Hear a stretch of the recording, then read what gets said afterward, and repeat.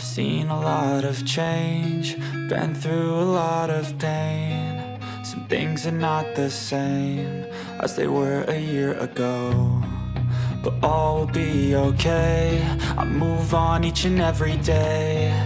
The past is where it stays, way back a year ago.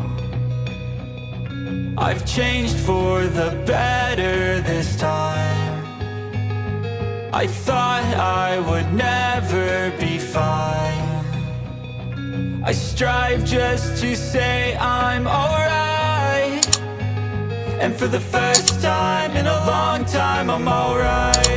I've seen a lot of change, been through a lot of pain. Some things are not the same as they were a year ago, but all will be okay. I move on each and every day. The past is where it stays, way back a year ago.